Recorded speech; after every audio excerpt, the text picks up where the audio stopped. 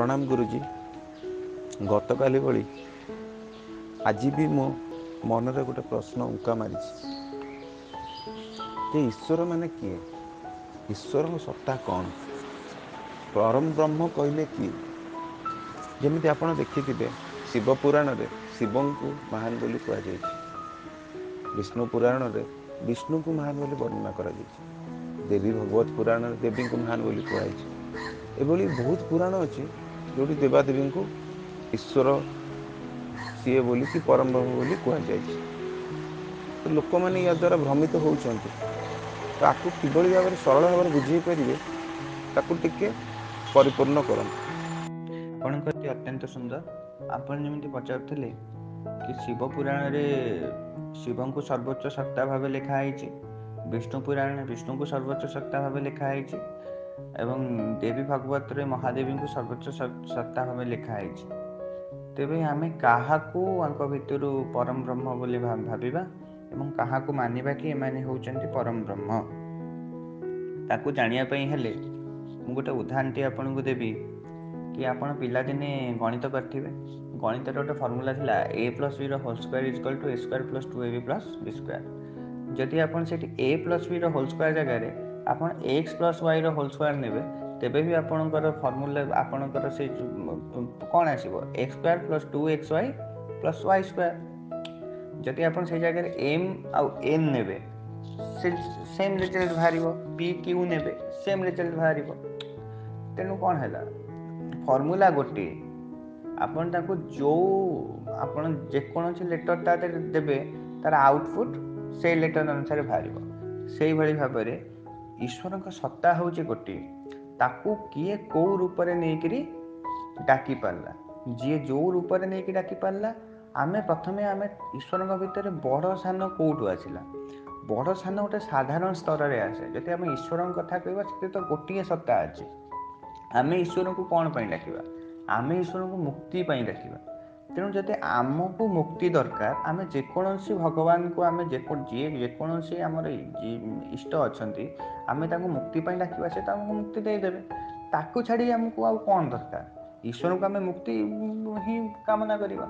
तेणु ता भीतर बड़ सान आसिला कोठू, आमे जेकोसी ईश्वर को आमे डाकुचे सी ही आम पाई बड़, सी ही आम पाई परम ब्रह्म, तांको ठारू बड़ आउ किछि नाइ।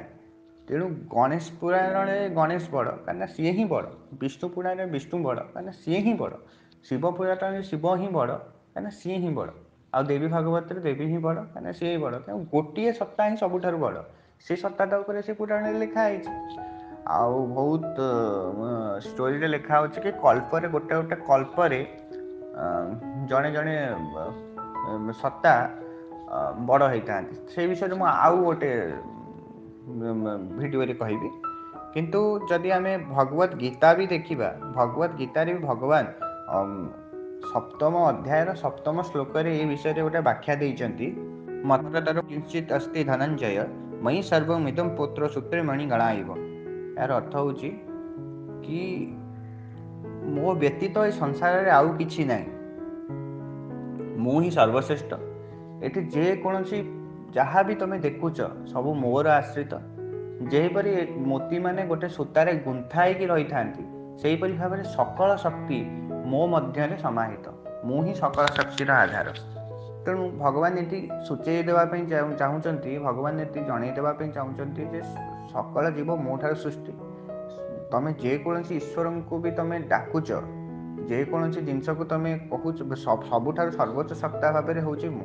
तेणु यही जो जिनसटा भगवान कहले, यही जिनसटा को आप जेकोसी शक्ति भी आप यूज करेंगे। जमी मुझे कहली a + b होल स्क्वायर जमी कही आप x + y की नहीं गले भी तार आउटपुट सेम बाहर।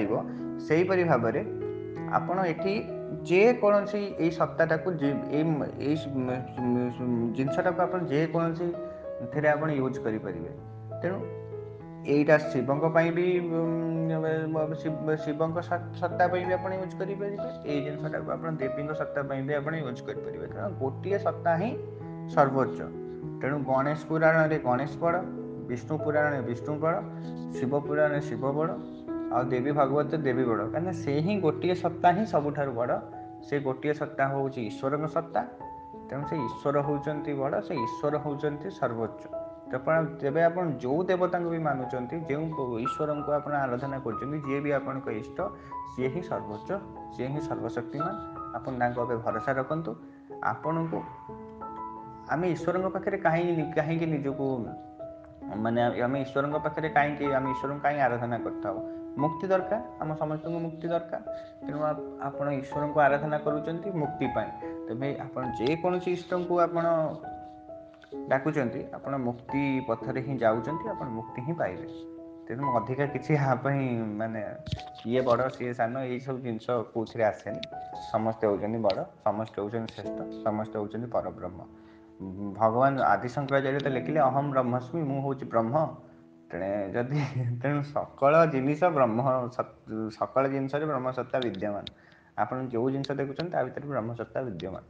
ସମସ୍ତେ ହେଉଛନ୍ତି ବ୍ରହ୍ମ। ଆଉ କିଛି ଆ ଦେହରେ କିଛି ଆଉ ଆଲୋଚନା କରି କିଛି ଲାଭ ନାହିଁ।